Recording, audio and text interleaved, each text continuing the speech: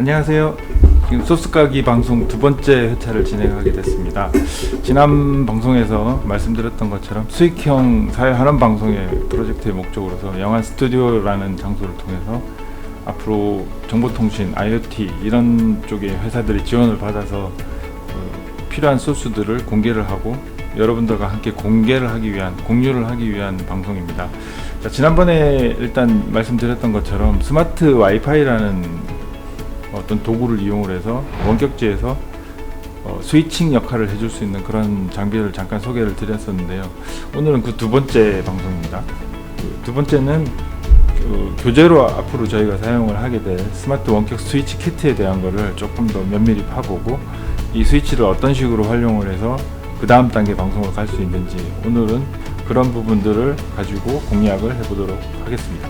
자, 첫 번째로 지금 지난번에 보셨던 것처럼 이렇게 생긴 스마트 와이파이 스위치라는 장비가 있습니다. 앞으로 저희가 한 10주 정도를 교재로 사용하게 될 장비고요. 이 장비를 오늘은 분해를 해서 여기 안에 있는 내용이 어떤 것들이 숨어 있고 어떤 사양을 가지고 있으며 이런 걸 가지고 어떤 형태의 작업을 할 수 있는지 조금 더 상세하게 좀 알아보는 시간을 갖도록 하겠습니다.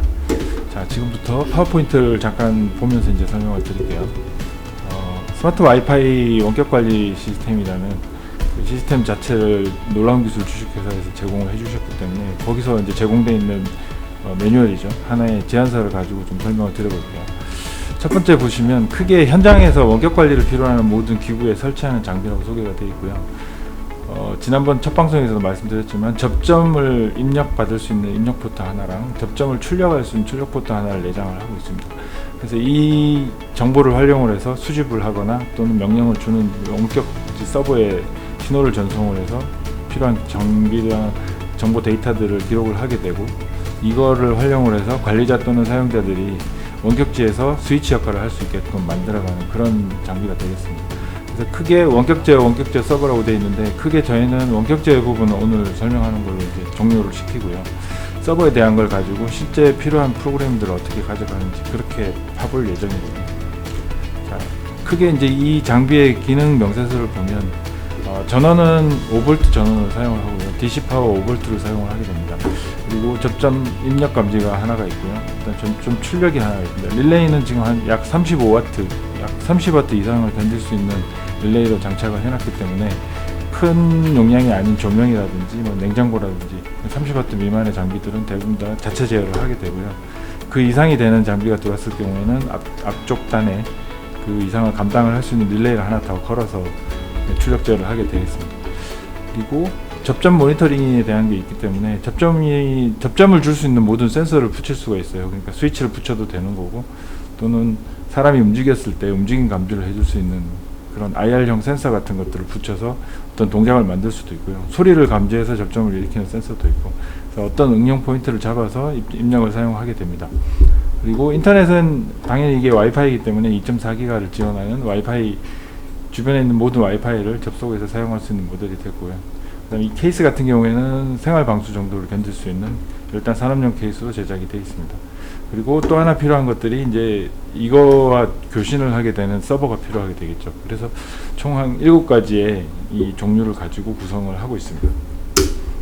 그래서 연결도를 잠시 보면 이거는 첫 방송에서도 말씀드렸다시피 실전에 이미 사용을 하고 있는 장비이기 때문에 현재로서는 도시가스공사 산하의 가스 원격 검침 장비를 지금 활용을 하고 있습니다. 현재 한 80세대 정도 아파트, 그러니까 기숙형 아파트 쪽에 설치가 돼서 잘 사용을 하고 있는 모델이고요. 그 모델을 직접 분석을 하는 것들입니다. 그래서 지금 보시는 화면은 그 모델이 어떻게 설치가 되어 있고 어떤 식으로 응용을 하고 있다라는 걸 간단하게 그냥 도면 형태로 지금 보여드리는 장비예요.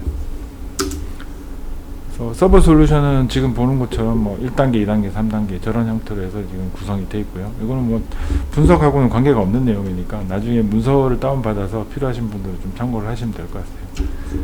자, 이제 실제 오늘 가장 중요한 부분인데요. 이 이제 구성하고 있는 이 케이스를 분해를 하게 되면 지금 왼쪽에 보이는 이 제품 설명 같이 이 설명에 해당하는 PCB가 하나 나옵니다. 여기 손에 들고 잠깐 보여드릴 텐데요. 요거는 이미 분리를 해서 다른 형태의 모델로 가공을 한 모델이에요. 똑같은 모델은 아니고 같은 동작을 하는 칩입니다. 그래서 오늘은 요거 가지고 이제 보여드릴 텐데, 지금 화면에 보는 것처럼 와이파이에 해당하는 부분들이 이 와이파이 칩이 있고요. 그리고 나머지 부가적인 회로들이 이제 구성을 하고 있는 그런 형태를 볼 수 있어요. 그래서 여기에 있는 내용을 가지고 우리는 이 하드웨어나 장치에 장착을 하게 난 다음에 필요한 연결을 통해서 이제 이용을 하게 되는 그런 형태가 되겠습니다. 그래서 간단하게 요 칩 보드나 이런 거에 대한 설명을 지금 간단하게 마치고요. 자, 실제 이제 이 칩 같은 경우에는 일체형으로 이미 구성을 다 마친 칩이기 때문에 현재는 우리가 앞으로 소스 분석에서 필요하게 되는 기능들을 다 프로그래머해서 내장을 다 하고 있습니다. 근데 이미 교재를 받을 때쯤에는 이미 그렇게 돼 있는 프로그램들을 받으실 텐데요. 이거를 어떤 식으로 이 안에 프로그램을 집어넣고 빼고 하는지를 오늘 잠깐 실험을 해보고, 혹시 뭐 칩 사용 과정에서 문제가 생겼거나 했을 경우에는 다시 이 칩 안에 내장을 프로그램 내장을 해야 되기 때문에 그런 방법들을 숙지하는 시간이 되기도 하겠습니다. 그래서 이 칩을 일단 사용을 하기 위해서는, 현재 이게 그냥 생산을 하고 나면 이 칩에는 아무것도 없는 상태가 되겠죠. 그럼 이 칩 안에 우리가 필요한 프로그램들, 지금처럼 입력을 어떻게 받고 출력을 어떻게 제어할 거냐, 명령은 어떻게 할 건지를 정의가 되어 있는 그런 프로그램들을 이미 구성을 하고 있기 때문에 그 프로그램을 여기 안에 심는 작업을 해야 됩니다.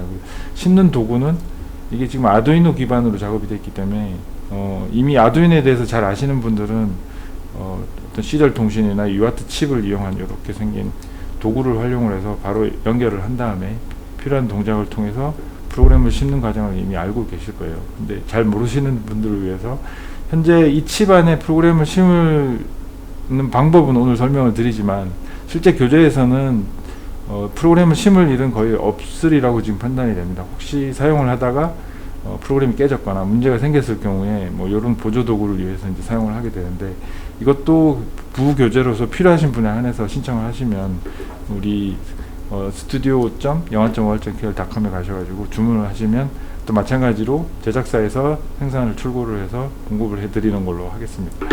그래서 오늘은 이걸 연결을 해서 실제 이 프로그램을 어떻게 집어넣는지 잠깐 소개하는 시간을 가져볼게요.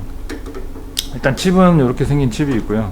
현재 이렇게 되어 있는 보조 도구가 있습니다. 이거는 이미 오른쪽에 있는 이 컴퓨터에 그 USB 형태 단자로 지금 연결할 수 있게 되어 있고요. 반대편은 보시는 것 같이 칩하고 결선할 수 있는 UART 칩 형태 라인을 구성을 하고 있습니다.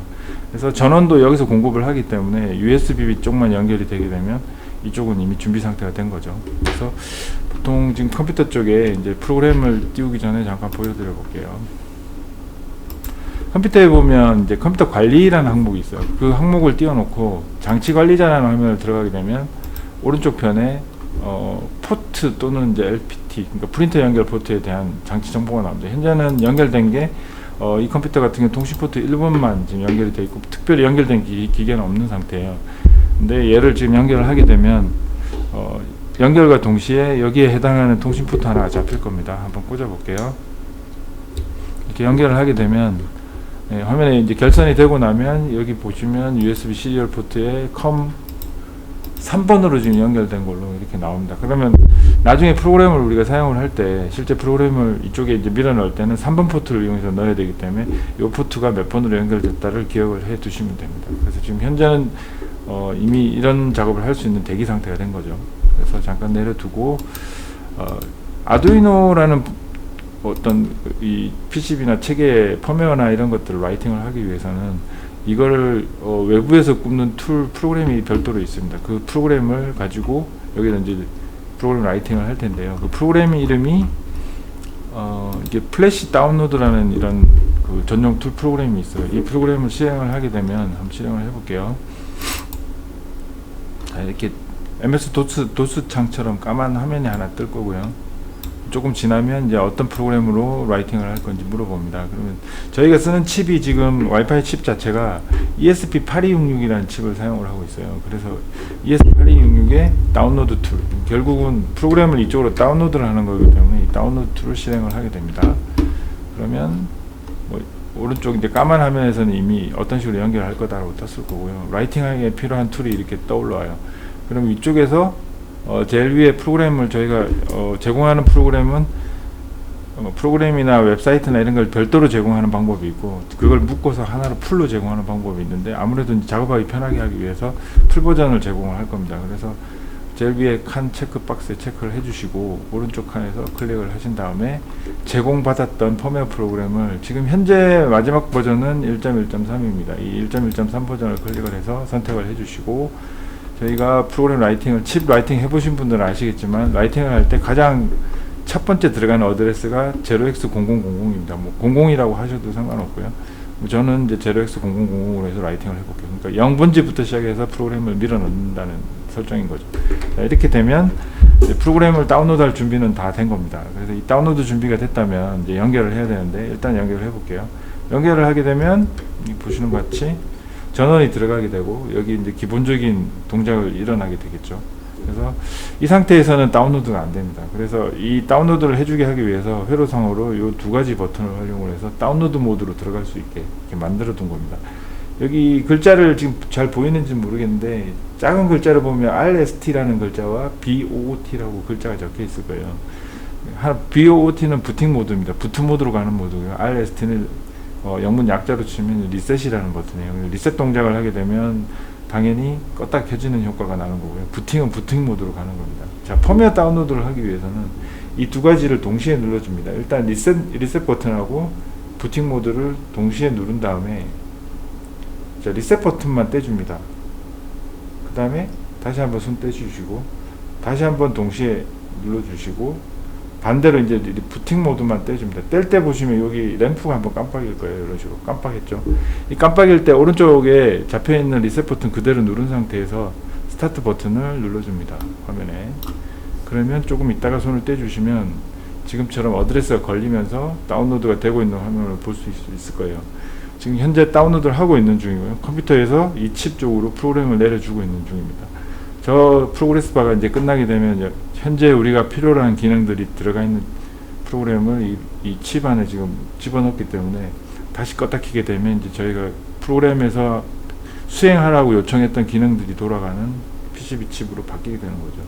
그러면 그 뒤부터는 이제 얘랑 같이 놀 수 있는, 이렇게 지금 전원을 껐다 켜거나 할 수 있는 그런 형태가 되는 거죠. 자, 일단 아직 다운로드 중이기 때문에 조금 기다려 보도록 할게요.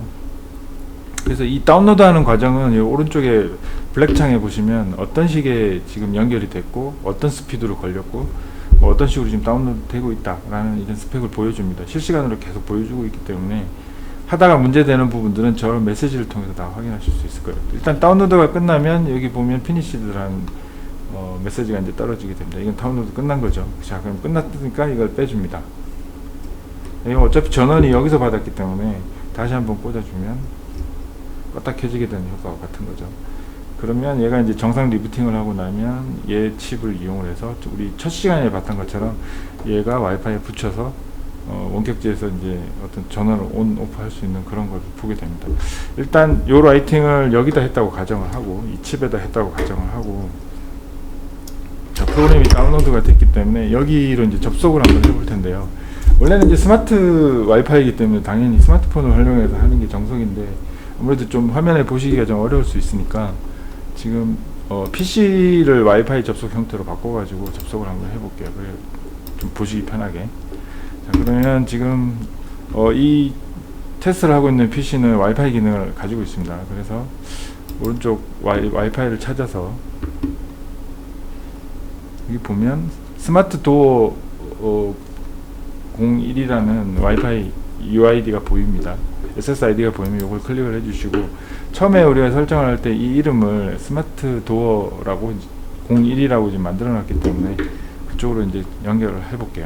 일반 인터넷에서 지금 여기 보시는 이쪽 칩 형태로 이제 접근을 하는 겁니다. 지금 네트워크가 지금 비밀번호가 1, 2, 3, 4, 5, 6, 7, 8 이렇게 저희 처음에 세팅을 해놨기 때문에 이걸로 접근을 하게 되면 이 컴퓨터는 이쪽에 있는 와이파이를 이용해서 이 칩 안으로 들어가게 됩니다. 일단 접속을 해볼게요.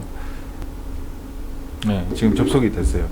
그러니까 인터넷, 여기 보시면 이제 인터넷은 없는 상태고, 당연히 이게 인터넷하고 연결된 건 아닐 거니까요. 이쪽 와이파이를 이용을 해서 컴퓨터가 이쪽으로 컴퓨터에 내장하고 있는 와이파이를 이쪽으로 접속을 하게 된 거죠. 그러니까 인터넷은 없는 상태로 접속이 된 거예요. 자, 그러면 일단은 이 컴퓨터랑 이 장비 간에는 스마트 와이파이 장비 간에는 이미 통신이 열렸기 때문에 이쪽으로 접근을 할 수가 있어요.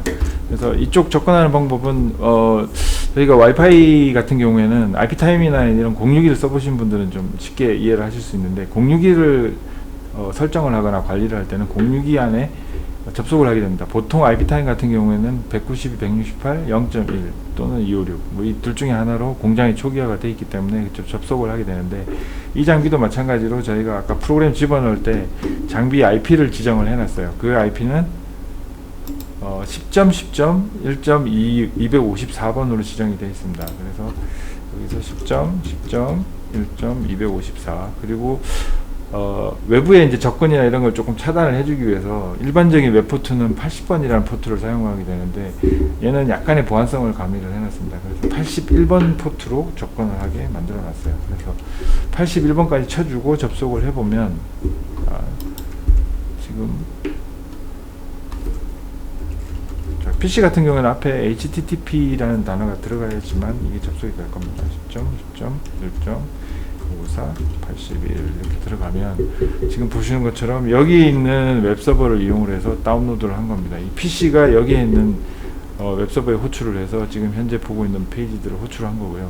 지금 저희는 이제 오늘 이번에 소스를 깔 방송이 여기 있는 오픈을 해줄 수 있는, 그러니까 여기 조명을 지금 껐다 켜줄 수 있는 걸로 이번 방송을 진행을 하기 때문에 그 기능을 제일 먼저 나오게끔 붙여놨어요. 그리고 10초에 한 번 정도, 첫 방송에서도 말씀드렸지만 10초 실시간이라고 그때 말씀드린 것처럼 10초에 한 번씩 서버랑 계속 교신을 합니다, 이 장비는. 그래서 이쪽에 있는 브라우저 쪽도 10초에 한 번씩 깜빡깜빡 하면서 실제 어떤 동작이 있었는지를 가지고 오게 됩니다. 그래서 지금 마찬가지로 브라우저는 얘한테 접속을 한 거니까 이 장비 쪽에 스마트 와이파이라는 장비에서 10초에 한 번씩 데이터를 가져오게 되고요.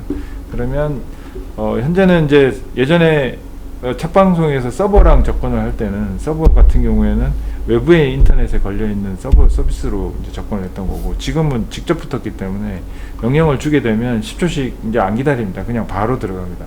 그래서 제일 위에 있는 이제 원스라고 되어 있는 부분은 약 3초, 그날 첫 방송에서 이제 시연했던 거죠. 약 3초 정도의 조명을 켤 수 있게끔 그렇게 기능을 만들어 놓은 거니까, 그거 시연을 한번 더 해볼게요. 누르게 되면 지금 한 3초 정도 켜졌다가 꺼질 거예요.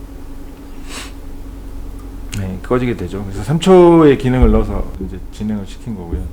밑에 이제 롱이라고 되어 있는 부분은 이제 조명이기 때문에 필요할 때는 켜두고 필요할 때는 꺼야 되겠죠. 그래서 그 기능도 있어야 되니까 롱 같은 경우에는 일단 계속 켜진다 이렇게 보시면 될 것 같습니다. 주게 되면 명령이 좀 이따 들어갈 거고, 지금부터는 계속 켜져 있는 거죠. 조명이 이렇게 조명이 켜진 채로 우리가 이제 생활을 하게 될 거고, 이게 조명이라면 그 다음에 이제 필요 없을 때 꺼줘야 되니까 이제 꺼주게 됩니다. 이렇게 다시 한번 눌러서 조명을 꺼주게 됩니다. 지금 본 것처럼 지난번 방송에서는 우리가 서버를 이용을 해서 진짜 원격에서 한 거고요. 그러니까 원격하고 로컬 원격의 차이는 어떤 차이가 있냐면, 로컬 원격인 경우에는 현장에 그 장비나 접속기가 다 있어야 됩니다. 그래서 현장 원격이라고 얘기를 하고요. 무선이기 때문에. 근데 글로벌 원격이라고 그러죠. 인터넷 원격으로 들어가게 되면 서버는 미국에 있고 장치는 한국에 있어도 서로 인터넷이 교신만 된다면 명령을 미국에 있는 서버에 줘서 한국에 있는 장치가 그 장비랑 10초에 한 번씩 데이터를 가져오면서 명령을 수행하게 되는 그런 원리를 가지고 있습니다.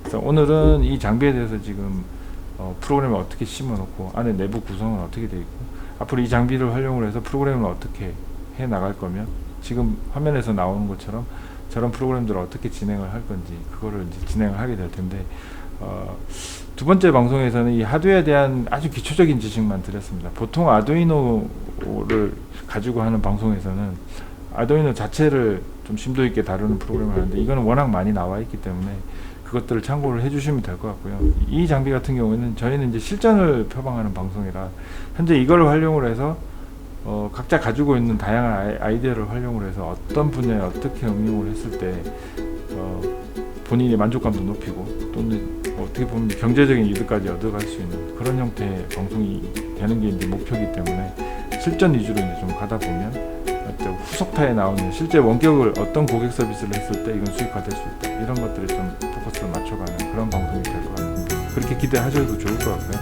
자, 오늘은 어쨌든 두 번째 방송이었고, 스마트 원격 스위치가 어떤 사양을 가지고 있고 이 사양을 통해서 앞으로 어떤 걸 할 거다라고 이제 알려드리는 그런 두 번째 회차가 됐습니다. 자, 3회차에서는 자 이제 장치도 알아봤고요. 그다음에 대략 어떤 걸 가지고 우리가 앞으로 할 거다라고 알아봤습니다. 마지막 남은 게 있죠.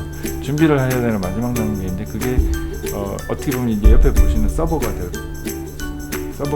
이 서버 같은 경우에는 조금 복잡한 기능이나 이런 걸 가지고 있기 때문에 3회차에서는 이 서버를 어떻게 설치를 하고, 보통 이제 이 수업을 하다 보면 본인이 가지고 있는 노트북이나 아니면 컴퓨터 어떤 형태가 됐든 프로그램을 하기 위한 매체를 가지고 있을 텐데 그 매체에다가 어떤 프로그램을 심어서 지금 화면에 나오는 것처럼 저런 서버를 기동을 할 건지 거기에 대해서 분석하고 알아보고 실제 그렇게 만드는 작업을 같이 해보는 그런 시간을 갖도록 하겠습니다. 자, 오늘은 여기까지 하고 마치겠습니다. 속관함이었습니다.